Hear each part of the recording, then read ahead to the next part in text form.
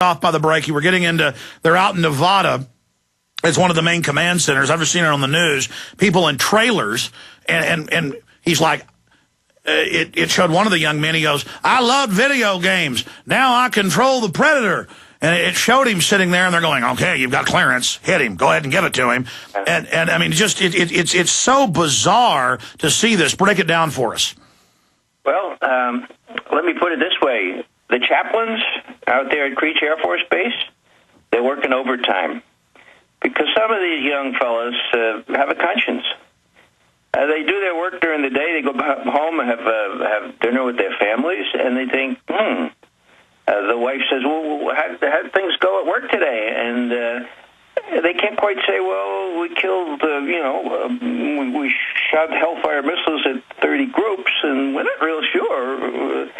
So, long story short, these chaplains are actually being visited regularly by these poor NCOs who are ordered to do this kind of thing and have it on their conscience, to their credit. The other guys are the ones in Langley, Virginia, who are working for the CIA. They're the ones that have the joysticks there, and they're the ones that fly over Pakistan. Why?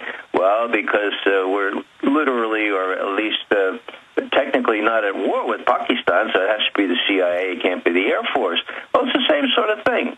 People who identify these targets, either from people who may have grievances against this particular village, or people who think they see militants, whatever they look like, as distinguished from wedding parties, from 30,000 feet. So, the whole thing is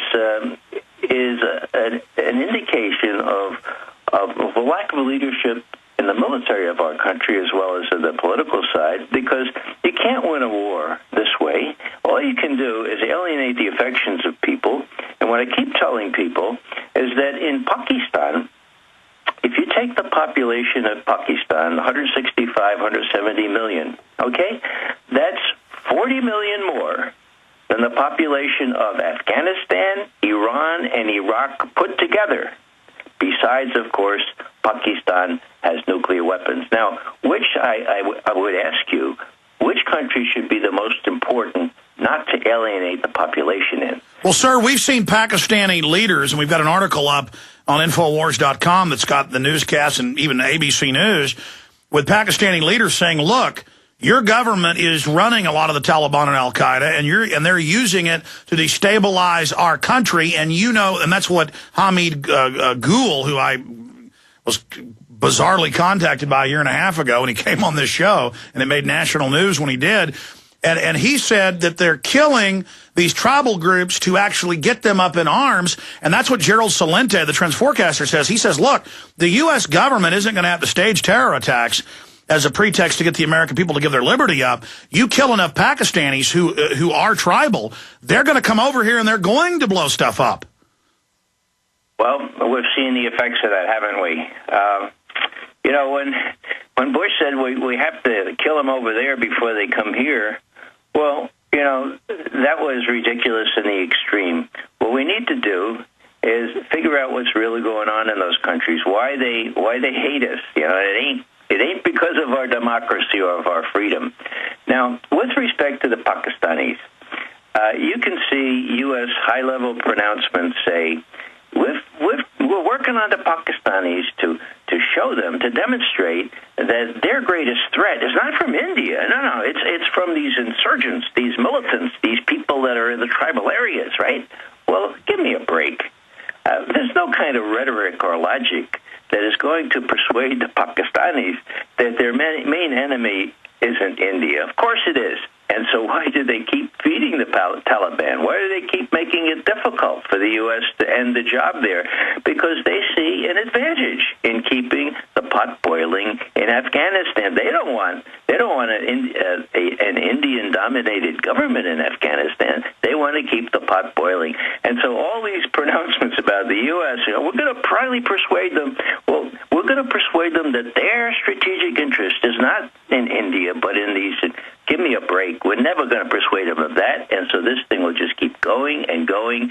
And the worst news, of course, is that our congressional people, even the good ones like Dave Obey, have now caved again, and it looks like there will be an escalation to the tune of $33 billion, and that will buy many more months of killing and war. And people can go to Common Dreams website and others and read your new article. Give folks that title again one more time, Ray. Well, it's a letter to David Obey, who's the head of appropriations. It's a memo that says, look, you called Afghanistan a fool's errand. And then you said, yeah, but we have to fund it. That doesn't make any logical sense, Dave. What's really going on here? And what's really going on here is he's out of there in January. He wants to not alienate the affections of the Washington establishment, and he's letting go to the House a bill that will include enough lipstick, namely the $23 billion for teachers, so that the $33 billion for Afghanistan war will go through. That is unconscionable. He knows better than that, and he can call me an idiot liberal, or that's what he calls some of my friends. But what I'm telling him is that he's a terrible disappointment because he should have stood his ground and not confessed to be, quote, bone tired. And again, Ray, this has nothing to do with liberal conservative. It's right and wrong. Obama is expanding the wars. Bush expanded it. This is the policy of the establishment. But just briefly, because I want to get into Iran and the North Korea and the time we've got left with you, picking your brain, we appreciate the time. And, of course, you just come on out of the goodness of your heart to do it. I wish you had a book or something we could promote for folks to get your word out even more, but hopefully that's coming in the future. But over the years, you've been so gracious, is my point. What is the exit strategy? Is the exit strategy never leave like Germany or Japan or South Korea? I mean, is the exit strategy quagmire?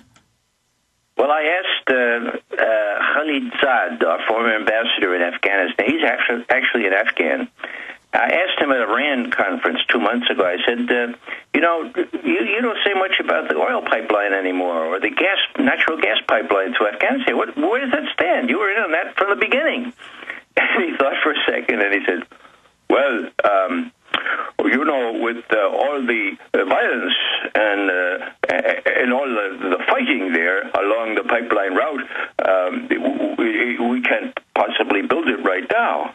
Now, I wasn't allowed a follow-up, but my follow-up was going to be, so that's why we're there, to put down the violence, to get the Taliban out of there, and then clear a path for the oil and gas pipelines. Is that it, Ambassador Khalid Saad? So, it's a strategic sort of thing where the U.S. will not act in any other way than as an empire. And you need to have a little bit of humility because we're not going to be able to call the shots in that part of the world anymore. Well, here's my next question. As you know, you've studied it more than most out there.